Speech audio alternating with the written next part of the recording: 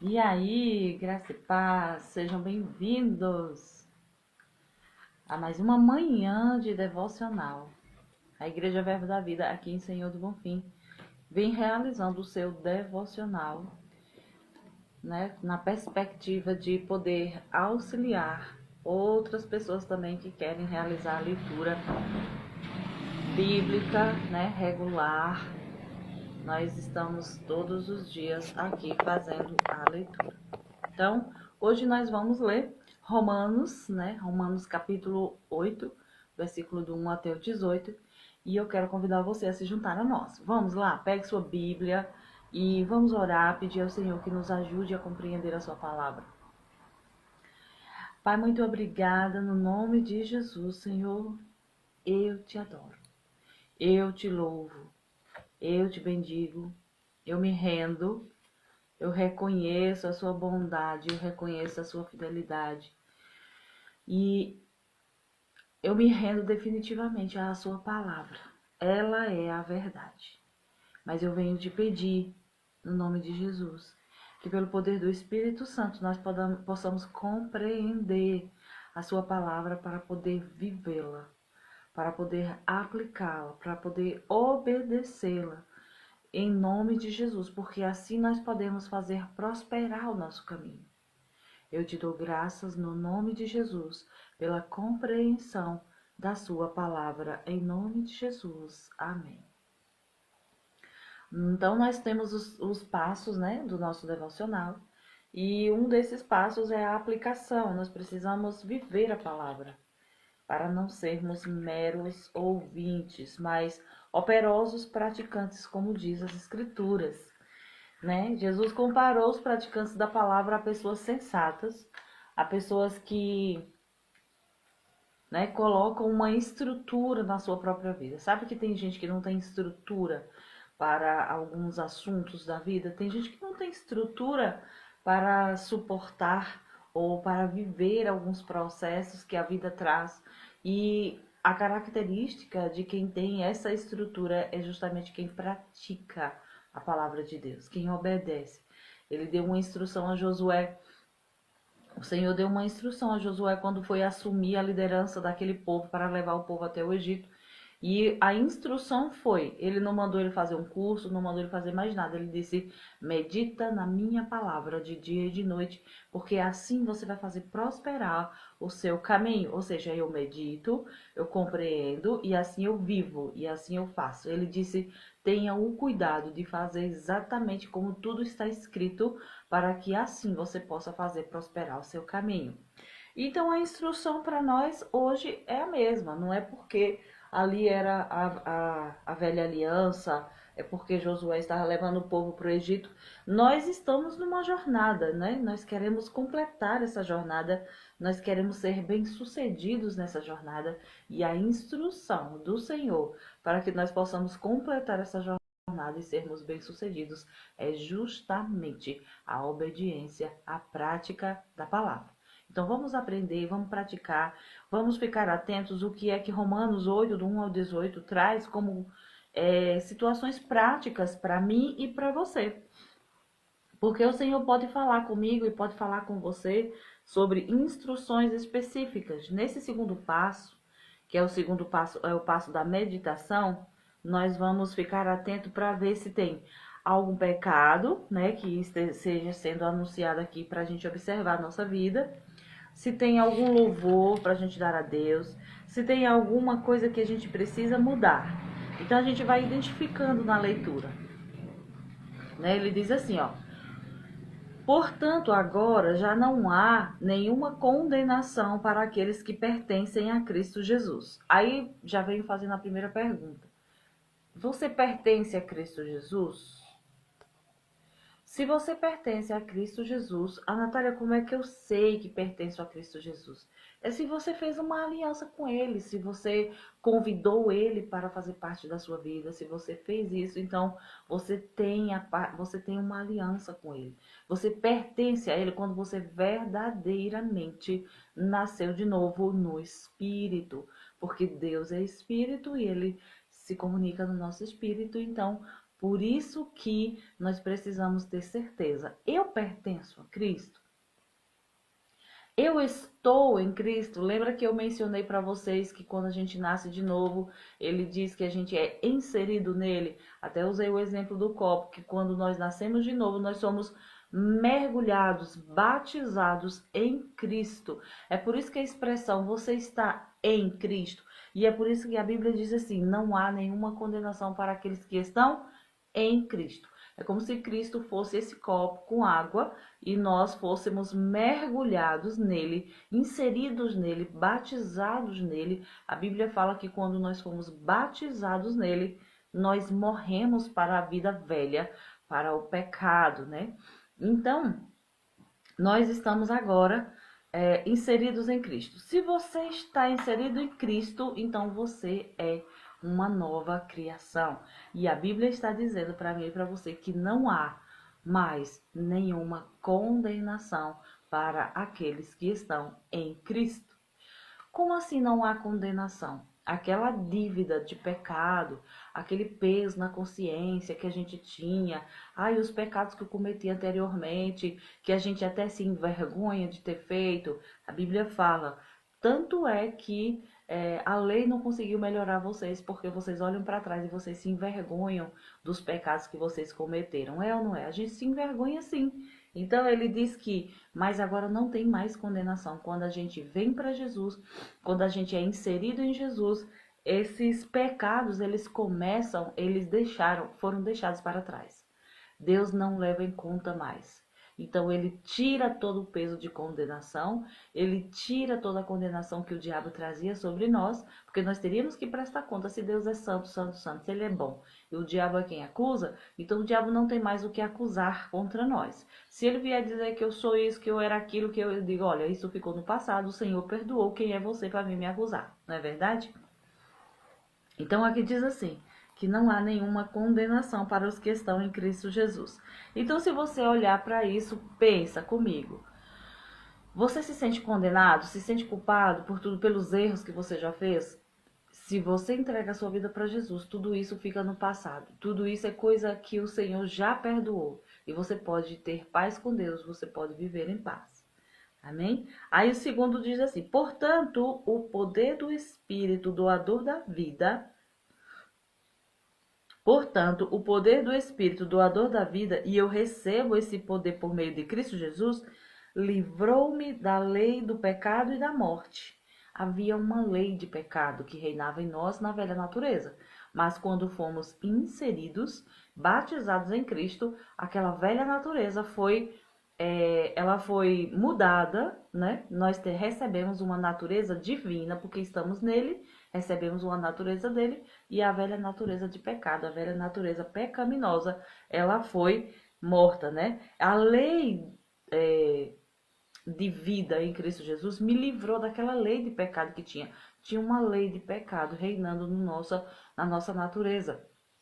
Nós tínhamos uma natureza pecaminosa que pecava todos os dias. Era natural pecar, era natural cometer pecado.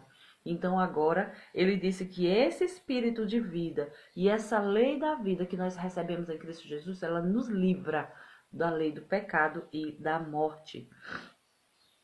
Aí no 3 diz, não estamos a salvo das garras do pecado só pelo fato de conhecermos os mandamentos de Deus, pois não podemos guardá-los, mas Deus pôs em ação um plano diferente a fim de nos salvar. Ele enviou seu próprio Filho em corpo humano como o nosso, a fim de destruir o controle do pecado sobre nós, dando-se a si mesmo como sacrifício por nossos pecados. Isso aqui você já entendeu, né? Por práticas da lei, por praticar boas obras, por realizar boas ações, por se esforçar para fazer coisas boas, para poder se livrar do pecado, ninguém ia conseguir. Então a única forma foi Deus teve que vir, Ele mesmo, deu-se a si mesmo. Ele se entregou a fim de nos salvar. Então, ele enviou seu próprio filho em corpo humano como o nosso, porque Jesus, ele não tinha um corpo humano como o nosso. Ele recebeu esse corpo quando o poder de Deus, o plano de Deus entrou em ação. Deus, combinando com o Espírito Santo e com Jesus a palavra, disse: você, a palavra, vai, pelo poder do Espírito Santo, ser gerado num corpo humano. Você vai nascer de uma virgem, né? Aí entra Maria. E Jesus é gerado no ventre de Maria, ele era Deus, ele era a palavra, ele era a forma pelo qual Deus fez todas as coisas, falando. Então, Jesus era a fala de Deus. É por isso que a palavra de Deus, que é a Bíblia, é Jesus. É por isso que ela é viva e que ela é eficaz, porque a palavra é Jesus. Então, ele combinou, nós vamos pegar a palavra que sempre existiu lá no céu, o Pai, o Filho e o Espírito Santo, e o Filho era a palavra, ele era o verbo que dá a vida, e Deus disse: não, vamos pegar esse verbo e vamos colocá-lo no ventre de Maria. Ela vai gerar um filho, esse vai nascer como homem, e como homem ele vai realizar um ato que vai salvar a humanidade. Então foi assim que aconteceu. Ele veio dando-nos a si mesmo como sacrifício por nossos pecados. E esse plano, o objetivo desse plano de Deus foi tirar os pecados daqueles que creem, para levá-los a, é, a santidade, ao poder de estar na presença de Deus. Aí no 4 continua: assim, agora podemos obedecer às leis divinas se seguirmos o Espírito Santo e não mais obedecermos à velha natureza pecaminosa que está dentro de nós. Vale ressaltar que a gente diz: ele tirou a natureza pecaminosa, mas não. Ele nos deu uma nova natureza, ele nos deu a natureza divina, de modo que eu posso mortificar essa natureza velha, obedecendo à natureza divina. E sabe aquelas leis que o povo não conseguia obedecer? As leis, a lei de Deus que era boa, que podia realizar alguma coisa, que o objetivo da lei era que eles agradassem a Deus, sendo generosos, sendo obedientes, sendo santos, mas eles não conseguiam, porque o problema não era de obediência externa, o problema era de uma natureza. Então Deus deu uma nova natureza. Ele disse: olha, agora você tem a condição de andar pela natureza divina. E então você vai ignorando as coisas da natureza pecaminosa e vai obedecendo a natureza divina. Aí ele diz que assim, agora nós podemos obedecer às leis de Deus. Somente agora, somente nascendo de novo, somente recebendo essa natureza divina, a gente vai conseguir, pela natureza divina, obedecer às coisas de Deus. Aí no 5 diz: aqueles que se deixam controlar por sua natureza humana vivem tão somente para agradar a si próprios. Mas aqueles que vivem de acordo com o Espírito constatam que têm a sua mente controlada pelo Espírito. Agora, nós temos uma condição, a condição de obedecer o Espírito de Deus. E tudo isso tem um plano que inclui nosso espírito, nosso corpo e nossa mente, nossa alma. A nossa alma é onde estão registradas as lembranças, as vontades. Lembra que a gente tinha vontade de obedecer a Deus e não conseguia? Pois com a natureza nova, com a natureza divina, depois que a gente nasce de novo, nós precisamos renovar a nossa mente para ela obedecer àquilo que Deus deseja, aquilo que o Espírito deseja. Porque agora, como nós somos um espírito recriado, um espírito novo, nós podemos colocar na nossa mente que nós vamos obedecer sim a Deus. E assim a gente controla a nossa carne. E assim a gente controla esta natureza pecaminosa.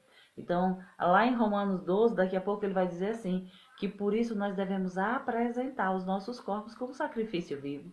Ele diz, ele pede, né? Então faça com que o seu corpo obedeça, todo o seu corpo obedeça agora a Deus. Por quê? Aí Jesus falou que sua mão leva você a pecar, corte-a. Se seu olho leva você a pecar, arranque-o.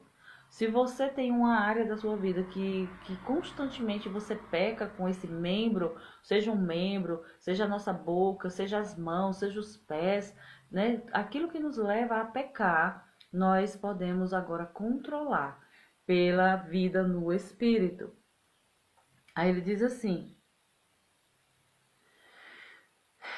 seguir o Espírito Santo conduz à vida e à paz, mas seguir a velha natureza leva à morte, porque a velha natureza pecaminosa dentro de nós é inimiga de Deus. Ela nunca se submete à lei de Deus e nunca o fará. É por essa razão que aqueles que ainda estão sob o controle da própria natureza pecaminosa não podem agradar a Deus. Então, por que que a gente diz que as pessoas que, quando a gente ainda não é salvo, a gente não pode agradar a Deus? Por causa disso aqui. Na natureza pecaminosa, na nossa vida velha, fazendo do nosso jeito, querendo dar um jeitinho para agradar a Deus, a gente não tem como. Porque a velha natureza, ela é inimiga de Deus. Então, a Natália, as pessoas que não são crentes, as pessoas que não são cristãs, as pessoas que não nasceram de novo, elas não têm como agradar a Deus? Não. Nenhum ato daquelas pessoas pode agradar a Deus. Os que nasceram de novo, eles têm a possibilidade de viver uma vida no Espírito e agradar a Deus. Se os que nasceram de novo viverem no Espírito, eles podem agradar a Deus. Mas se os crentes, os que nasceram de novo, insistirem em viver uma vida do mesmo jeito, sem renovar a mente, sem andar no Espírito, mas se eles andarem na carne, eles também não têm como agradar a Deus, porque ninguém agrada a Deus na carne, sabe? Então, é no Espírito. E como é que eu sei que eu estou no Espírito, eu estou na carne? Nós vamos chegar em Gálatas 5, 22 e 23, que vai explicar qual é a diferença da vida no Espírito e da vida na carne. Ele faz justamente essa diferença. Ele diz que quando a gente anda na carne, o que se vê são coisas assim. Aí ele fala de bebedeira, ele fala de festanças desregradas, de idolatria, imoralidade sexual, né? E a vida no Espírito, ele vai dizer o amor, a alegria, a paz, a bondade, a longanimidade, a paciência, o domínio próprio, a mansidão, né? Essas coisas são as coisas que o Espírito produz, são os frutos. A Bíblia fala do fruto do Espírito. E a carne produz obras. Então, a gente vai saber se está vivendo no Espírito pelo fruto, né? É somente pelo fruto. Não é porque eu acho, não é porque eu rezo, não é porque eu leio Bíblia, não é porque eu vou para a igreja, não. Se eu for para a igreja, mas não tiver fruto, significa que não estou andando no Espírito. Então, nós temos como observar isso na nossa vida. Vocês, porém, não são controlados pela natureza humana. Vocês são controlados pelo Espírito, se de fato o Espírito de Deus está morando em vocês. E lembrem-se de que, se alguém não tiver o Espírito de Cristo, esse não pertence a Cristo. Quem é? Por que que as pessoas dizem assim, ah, Natália, vocês estão julgando as pessoas dizendo quem é salvo e quem não é? A Bíblia é clara. Quem não tem o Espírito de Cristo habitando em seu espírito recriado, não é de Cristo. Olha aqui, vamos ler de novo. E lembrem-se de que, se alguém não tiver o Espírito de Cristo, esse não pertence a Cristo. Mas, se Cristo vive dentro de vocês, seus corpos estão mortos por causa do pecado, no entanto, o Espírito está vivo por causa da justiça. E se o Espírito daquele que ressuscitou Jesus de entre os mortos vive em vocês, aquele que ressuscitou a Cristo dentre os mortos também fará com que seus corpos mortais vivam de novo por meio desse novo Espírito que mora em vocês. Sabe o que significa isso? A glorificação. Lembra que eu falei dos 6 passos da redenção? O passo de número 1 da redenção é a justificação, que é Cristo que faz por nós quando nos justifica dos pecados. E a santificação é o processo que nós fazemos de renovação da nossa mente, renovando a mente, lendo a Bíblia, vivendo uma vida, trazendo a nossa mente para obedecer a palavra de Deus. E o último passo é a glorificação. Ele está dizendo, se você tem o Espírito de Cristo habitando em você, significa que ele também vivificará um dia o seu corpo mortal. Lembra que ele vai nos dar um corpo novo, um corpo glorificado? Então, nós vamos receber aqueles que creem, aqueles que perseverarem, que mantiverem-se em santidade, obedecendo a palavra de Deus, eles receberão um corpo igual ao de Jesus, ao corpo que Jesus tem hoje, que é um corpo glorificado. Porque o processo de redenção que Deus providenciou para nós inclui o nosso espírito, a nossa alma e o nosso corpo também. Então, tudo pertence a Deus. A Bíblia fala, vai ver aqui agora, que ele vai dizer que a natureza geme por causa do pecado. Ela foi submetida ao pecado. O nosso corpo, o nosso espírito que conhece as coisas de Deus, ele geme também dentro da gente, querendo que esse corpo, que é o corpo do pecado, ele também possa ser revestido da incorruptibilidade, né? Da santidade, da glorificação. E quando esse dia chegar, que é o dia que o Senhor virá fazer isso, a natureza vai fazer uma festa, porque ela sabe que chegou o tempo dela também experimentar e de ser livre desse tempo de inutilidade, de sofrimento a que ela foi submetida por causa do pecado. O pecado afetou a natureza, o pecado afetou o solo, o pecado afetou os sistemas, né? Tudo que foi criado afetou os animais, todo o pecado. Deus falou para Adão, Adão, a terra agora é maldita por sua causa, por causa da sua desobediência, por causa do pecado que agora entrou no mundo. E agora, então, Deus está restaurando primeiro as pessoas, para depois ele restaurar os animais, a criação, a terra, tudo. Então, Deus vai fazer um novo céu e uma nova terra, né? Ele vai fazer esse processo porque ele precisa acabar de uma vez por todas com o pecado. Então, em Cristo, a gente já pode ficar livre do pecado no Espírito, mas depois a gente vai andando com o Espírito, vivendo no Espírito, a gente vai se santificando até chegar no nível em que o Senhor vai glorificar o nosso corpo, ele vai tirar, nos dar outro corpo que vai fazer jus à vida santa que a gente carrega hoje.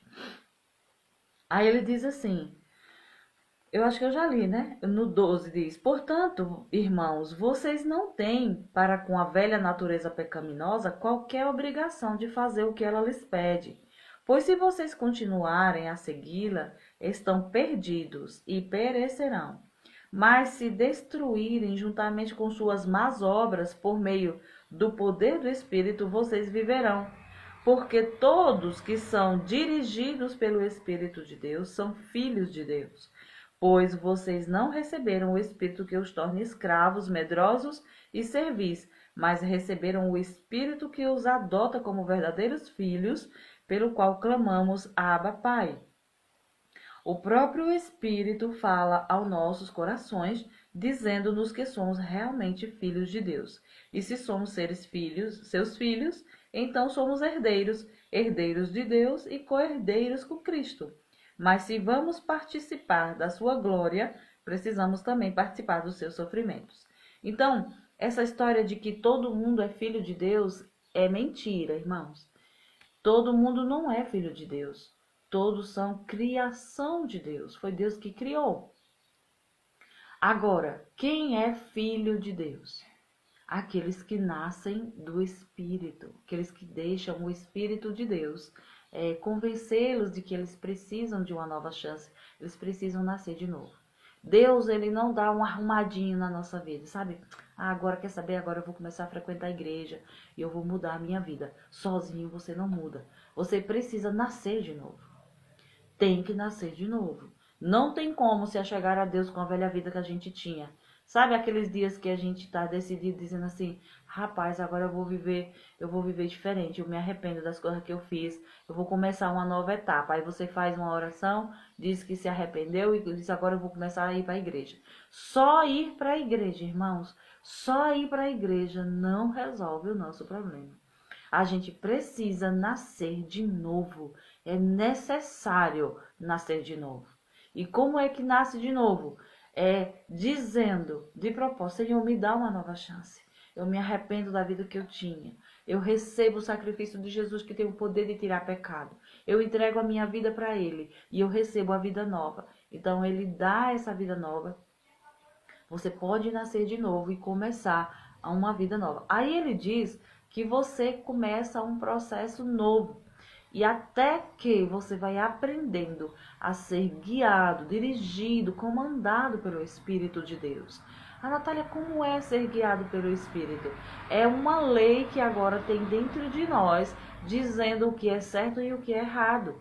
Porque do jeito que a gente vivia achando que era certo e que era errado no mundo, não agradava a Deus. Aquilo lá foi corrompido. Aquele sistema foi corrompido pelo pecado.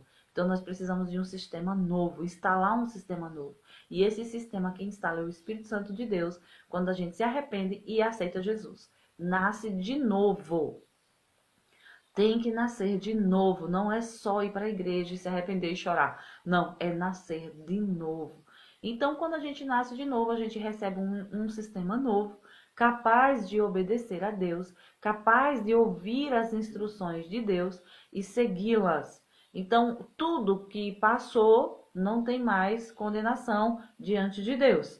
Agora, diante das pessoas, se a gente cometeu pecados, falhas, dívidas, coisas, a gente vai prestar conta com as pessoas, até porque vai demorar para as pessoas observarem que a gente mudou.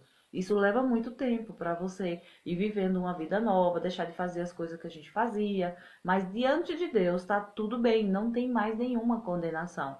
Mas na lei dos homens, mas diante das pessoas, as pessoas elas precisam, elas não têm essa não. Elas não perdoam a gente não, elas precisam ver se a gente realmente mudou, né? Mas diante de Deus não há mais condenação. Então, quem é guiado pelo Espírito de Deus se torna maduro. Sabe o que significa maduro? Significa, a Bíblia chama de uma pessoa que está aprendendo a ser como Cristo. Ela fala se os filhos de Deus maduros são aqueles que são guiados pelo Espírito de Deus. Ele ouve a voz do Espírito aqui dentro, a sua consciência lembra de fazer a vontade de Deus e ele vai lá e faz. Então essa pessoa ela é considerada madura, ela é considerada guiada pelo Espírito, é alguém que é um filho de Deus maduro. Amém?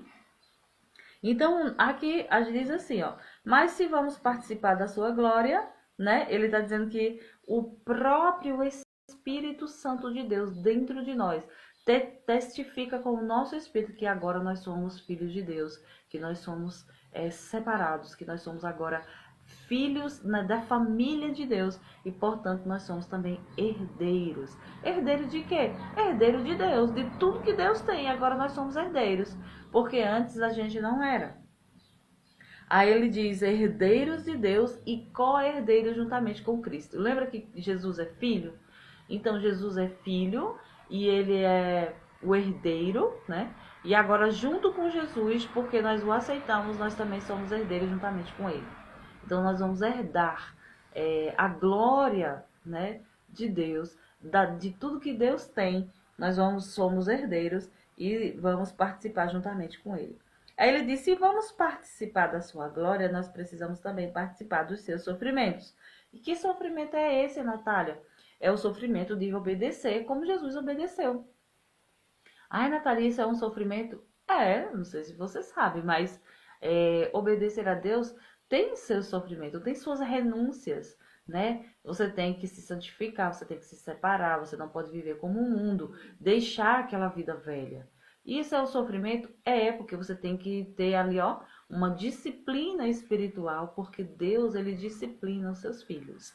Então, como é que essa palavra hoje, aí o 18 diz assim, contudo, aquilo que sofremos agora é insignificante se compararmos com a glória que ele nos dará mais tarde. Então ele diz assim, você como herdeiro vai participar da glória de Deus, não é? Como filho, agora você tem direito à herança de toda a glória que seu pai tem. Só que se você quer participar da glória, se você vai participar da glória, você também vai participar do sofrimento. Porque Jesus, ele para ser colocado no lugar de mais alta honra, ele teve que obedecer como um homem. Ele, sabe, viveu como um homem aqui e durante 33 anos ele obedeceu somente à vontade do Pai.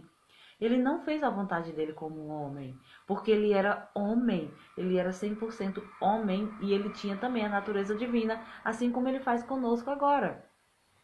Então, como um homem, ele mortificou a carne, ele foi tentado em todas as áreas, Sabe, a Bíblia diz que ele foi tentado em todas as áreas.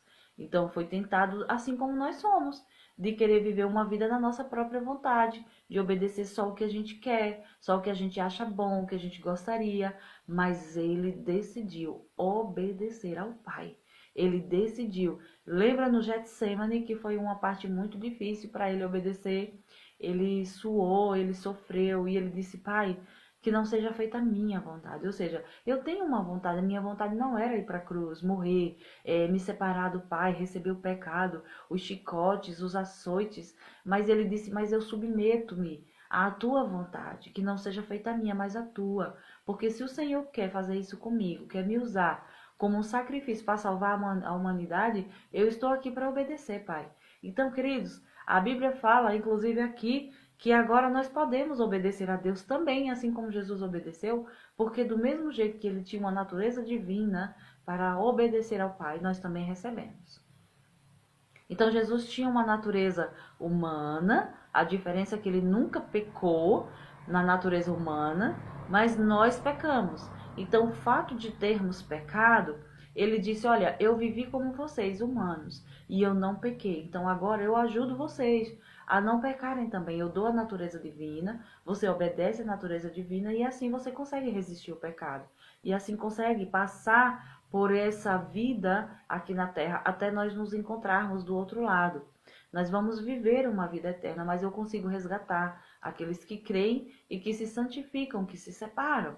Então, Jesus, como nós, agora temos uma natureza humana e uma natureza divina. E Jesus tinha uma natureza humana e uma natureza divina. Qual é a diferença? Jesus, na sua natureza humana, nunca pecou. Ele obedeceu sempre o Pai. E nós, na nossa natureza humana, nós pecamos. Então agora nós estamos caídos, mas ele nos deu a natureza divina dele e a gente pode obedecer tal qual ele obedeceu ao Pai. Amém? Então essa é uma palavra que traz muita esperança para nós. Então, que tipo de pecado esse devocional denuncia? De viver na nossa própria vontade. Então agora nós temos a capacidade de obedecer a Deus, né? Nos seus mandamentos, naquilo que ele quer. Então, podemos nos apegar ao Senhor Jesus. Então, tem alguma coisa para a gente extrair? Tem. Nós temos a herança, né? Uma herança para receber, alguma promessa para receber? Sim. A promessa da vida eterna com Cristo. A promessa de uma herança da glória. Ele diz que não importa o sofrimento que nós crentes, nós cristãos temos que viver aqui, esses sofrimentos que a gente vive, ele disse, é muito insignificante se comparado com a glória que nos aguarda, com a glória que Deus quer dar pra gente. Mas a gente precisa suportar esse sofrimento aqui. Qual é o sofrimento, Natália?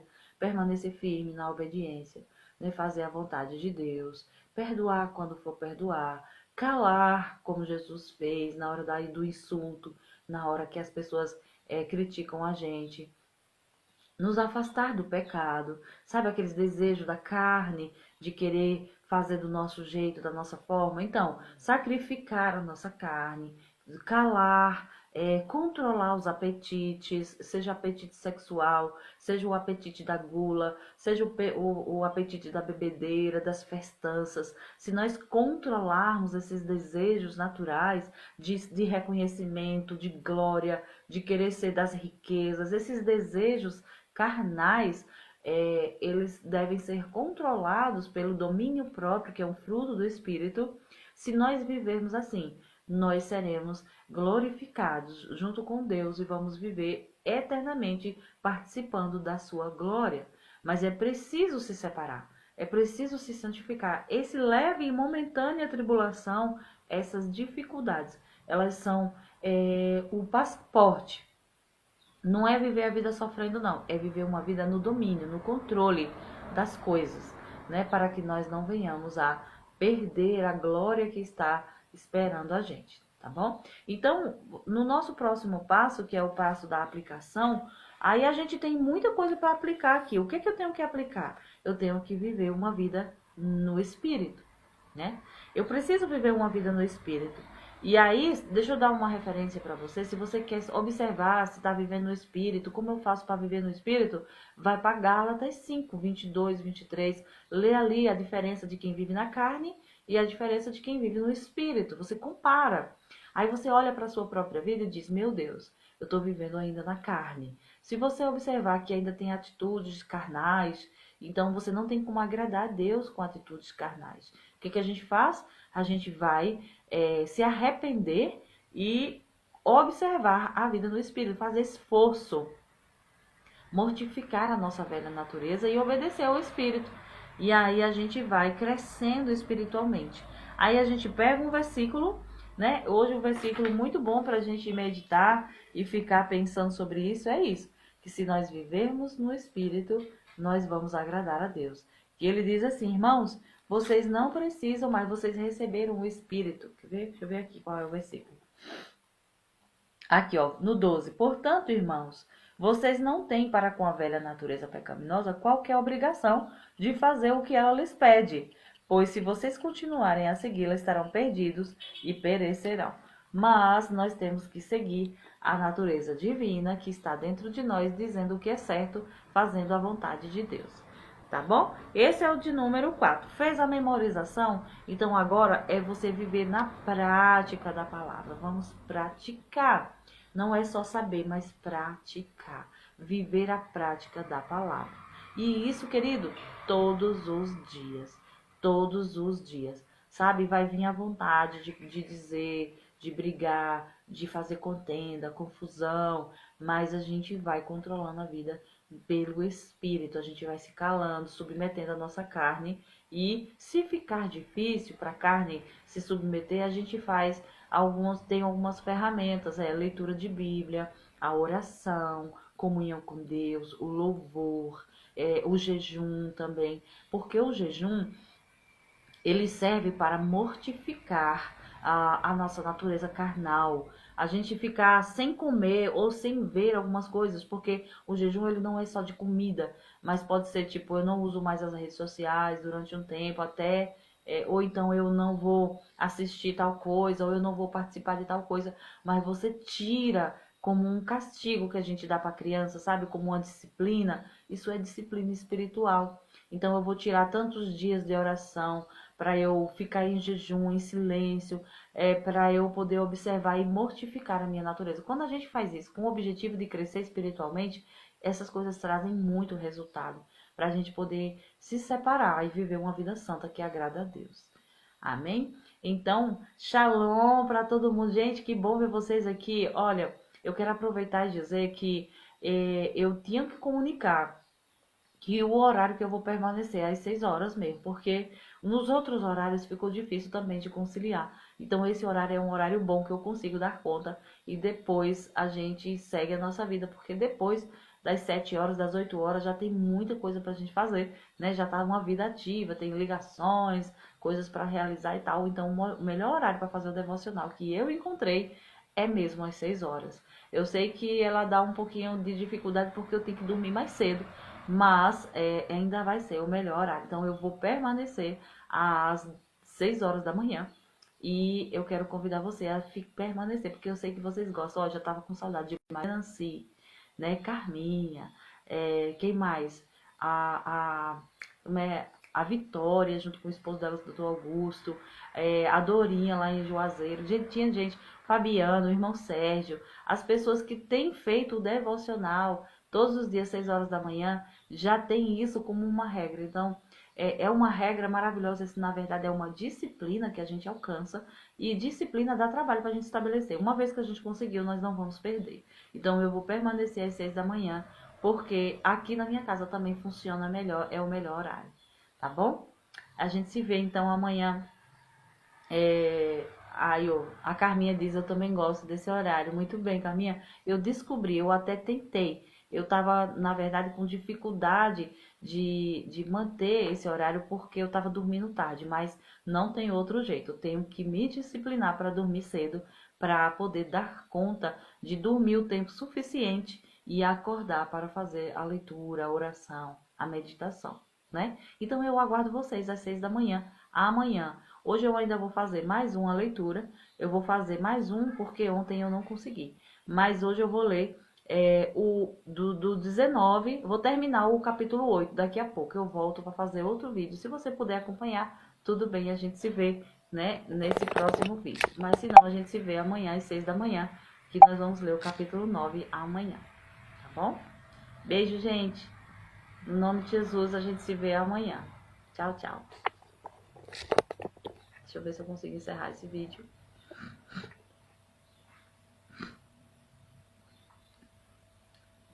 Vamos lá, vamos lá. Encerrando, encerrando. Isso, Mariana Cita, daqui a pouco. Eu vou só encerrar esse, então esse negócio não tá aparecendo aqui.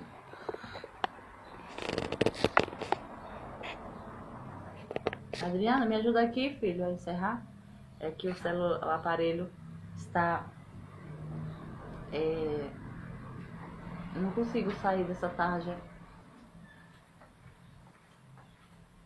Ó.